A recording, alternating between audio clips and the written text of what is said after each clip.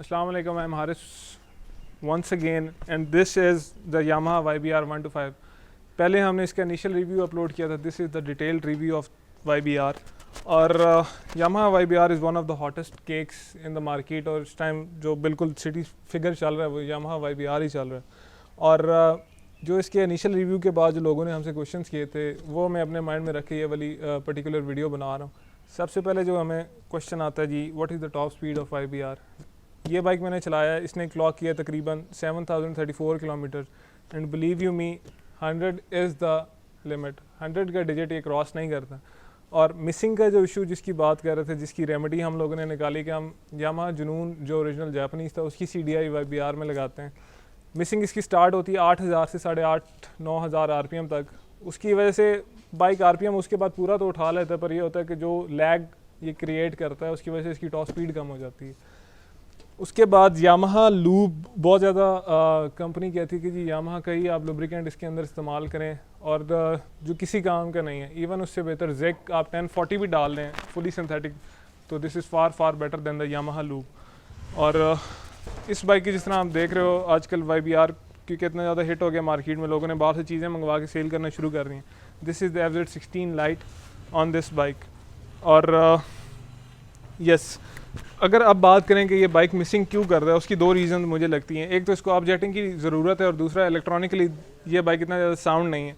Objecting इस की ज़रूरत इसलिए क्योंकि एक तो इसका कार बहुत ज़्यादा ट्रिकी है. बटरफ्लाई कार कंपनी ने इसमें डाल दिया जो हमारे लोकल मैकेनिक से समझ नहीं आती.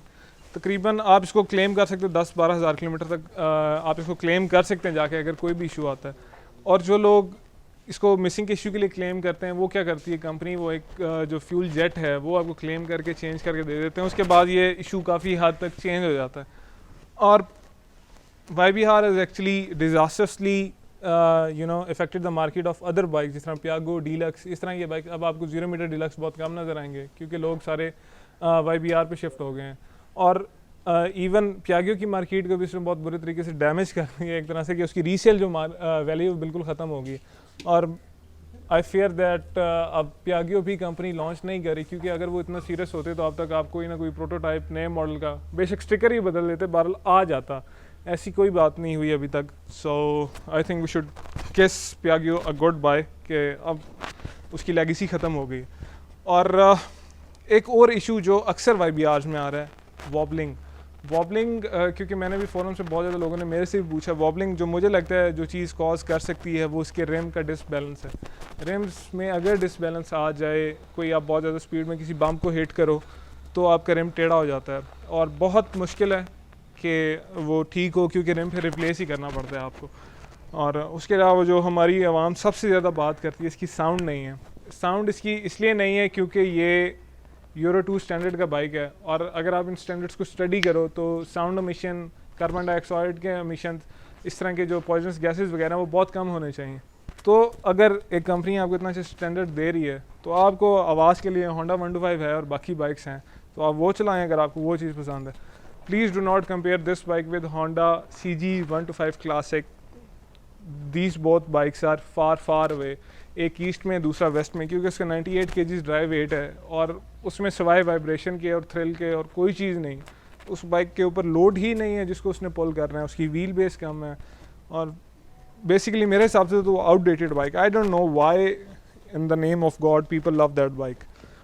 और इसके अलावा एक और इशू सबसे बड़ा, एयर वेंट्स जो हैं इसके. खुदा न खास्ता आपका YBR गिरे तो आपके एयर वेंट्स गए काम से, ठीक है. और अगर आप फाइबर ग्लास की कॉपी बनवा लें इसकी वो इनसे ज़्यादा सॉलिड होगी, ठीक है. ये मेरी गारंटी है क्योंकि ये इतने ज़्यादा हल्की क्वालिटी के हैं. और दिस इज़ इट. बल्कि this is not, I am not finish yet.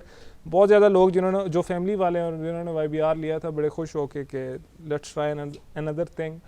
तो बच्चे इस पर नहीं बैठ सकते, ठीक है. जिस तरह हम पाकिस्तानी एक बाइक पे 4 बंदे बैठते हैं, नहीं बैठ सकते. The boys will definitely understand क्यों नहीं बैठ सकते.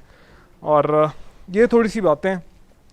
इसके अलावा जो एक और इशू हम पाकिस्तानी को आ रहा है क्योंकि ये रिटर्न शिफ्ट है, एक गियर आगे है और उसके 4 पीछे हैं. ये चीज़ यामाहा 1980 से बल्कि 1970 से जो इसके बाइक्स थे उसमें आ रहा था. इसका बहुत ज़्यादा फ़ायदा है कि आप हर टाइम एक गियर में होते हो. अगर ये चीज़ इतनी ही फजूल होती तो वैलेंटिनो रॉसी का जो बाइक है वो रिटर्न शिफ्ट ना होता, ठीक है. आप कहीं पे भी खड़े हैं, you are always in a gear, ठीक है. पहले में तो आप डेफिनेट सी बातें हैं ही हैं, किसी भी गियर में आपको यू टर्न लेते हुए गलियों में से गुजरते हुए बहुत ज़्यादा फ़ायदा देती है ये चीज़। सो ये वो कुछ छोटी छोटी चीज़ें। और जो डिपर मिसिंग है, बहुत ज़्यादा लोग पूछते हैं कि अगर हम पियागो का या GS 150 का या किसी और बाइक का वो लगा लें ये जो है ग्रिप, ठीक है, और kill switch was much needed. और अगर सुजुकी जो है वो अपने 110 सीसी जो रेडर हो गया, उन बाइक्स में अगर स्प्रिंटर में किल स्विच आ सकते तो I don't think so it was that much difficult for Yamaha to give a kill switch. This is it. अगर मैं इसके सिर्फ इश्यूज़ ही बताता जाऊँ तो इश्यूज़ बहुत ज़्यादा हैं। कुछ लोगों को ये है कि जी फ्यूल गेज बहुत ज़्यादा फ्लिक करती है, एग्जैक्ट नहीं बताती। एंड वन थिंग मोर कि लोग जो कहते हैं मेरा YBR कोई क्लेम करता है 130 जाता है, 130 प्लस जाता है, हाइपर मिलिंग से बाइक जा सकता है, आपको फिर इसके एयरमेंट्स उतारने पड़ेंगे क्योंकि प्रॉपरली लिफ्ट करते हैं बाइक को, एयर पॉकेट बन जाती है एक when you are in speed. और बहुत ज़्यादा चीज़ें हैं, आपको सेंटर ऑफ ग्रेविटी लो करना पड़ेगा, इसका बाइक थोड़ा सा बिठाना पड़ेगा, उसके बाद प्लग चेंज करके, कॉइल चेंज करके, CDI चेंज करके, बेटर फ्यूलिंग के साथ शायद आप इसको 110 and 20 तक लेके जा सकें। Don't trust the analogue meters, they always lie. Analogue meters इतने ज़्यादा एक्यूरेट नहीं है। So this basically is the second impression review of Yamaha YBR, ठीक है। जिस तरह मैं इस बाइक को चलाता जाऊँगा, I am giving you my honest opinion. और आगे बॉल आपकी अपनी कोर्ट में, यू मे हैव, और आपकी फ्रेंड्स सर्कल में कोई बंदा होगा जिसके पास YBR होगा, आप ज़रूर देख सकते हैं, YBR चला सकते हैं। ये बुरी बात नहीं है। Flaws are always there to make you better. Yamaha is the company जो अपने फ्लॉज से ही आगे सीखती है, आगे तरक्की करती है, आगे बेहतर करती है। यही रीज़न है कि MotoGP में they stand in a very notable position always, ठीक है। This is it, this is Haris, I am signing out right now.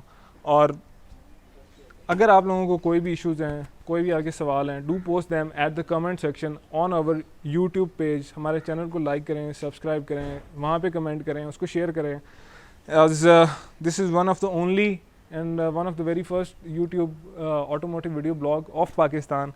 और अगर आप लोग हमें सपोर्ट करते रहेंगे तो we will keep on bringing you these videos every day. Thank you so much, do watch, like and subscribe. Thank you so much, अल्लाह हाफिज़।